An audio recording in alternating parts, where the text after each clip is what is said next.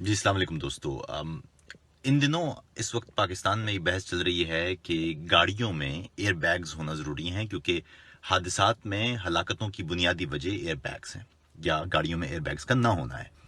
ये बात दुरुस्त भी है और एक लिहाज से इसमें कुछ इजाफे की भी ज़रूरत है। एयर बैग्स गाड़ियों में मौजूद होते हैं।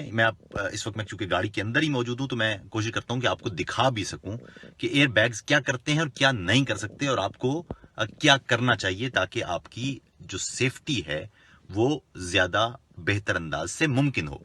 अगर इस वक्त गाड़ी के अंदर आप देखें तो आपको यहां पर एक चीज दिखाई देगी, एयर बैग्स के नाम से लिखा हुआ है। ठीक है, ये एयर बैग्स मौजूद हैं। इसी तरह यहां फ्रंट पे भी एयर बैग्स मौजूद हैं।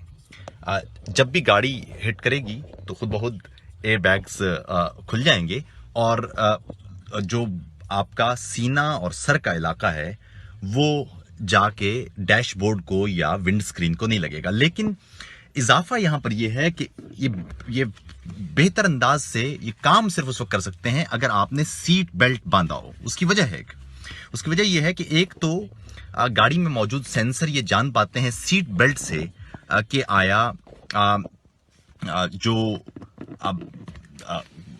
ये जो एयर बैग है इसमें कितनी हवा भरने की जरूरत है अभी। और देखिएगा, जब मैं गाड़ी को ये जो सीट बेल्ट बांधूंगा तो गाड़ी अंदाजा लगाने के लिए इस सीट बेल्ट को मूव करके मेरे जिस्म के मुताबिक एडजस्ट कर लेगी और सेंसर्स को बता देगी ताकि जब एयर बैग्स खुलें तो वो किस अंदाज से खुलें। ये देखिएगा, जब मैंने जैसे ही ये किया तो आप एक आवाज सुनेंगे और जैसे ही मैं गाड़ी स्टार्ट करूंगा, ये गाड़ी स्टार्ट होते ही ये देखिए, जैसे ही मैं ये बेल्ट पहन रहा हूं और देखिए ये बेल्ट अगर मैं इसको ढीला छोड़ूंगा तो गाड़ी करेगी क्या।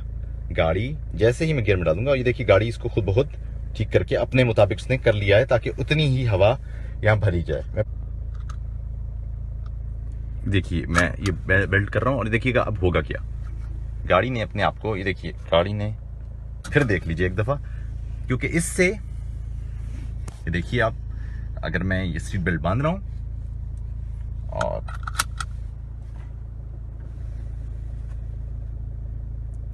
इससे अंदाजा लगाइए कि क्या होता क्या है। तो इसकी वजह यह है कि जब आप सीट बेल्ट बांध लेते हैं तो उसका फायदा यह होता है कि गाड़ी को मालूम होता है कि एयर बैग्स जब खुलें तो उनमें कितनी हवा मौजूद हो। एक बात ये, एयर बैग्स तो ज़ाहिर है किसी भी तसादुम की सूरत में खुलेंगे, लेकिन एयर बैग कितना उसमें हवा होना चाहिए, ये ना हो कि वो इतना दब जाए आपका मुंह या आपका जिस्म कि आप उस एयर बैग की वजह से हलाक हो जाएं।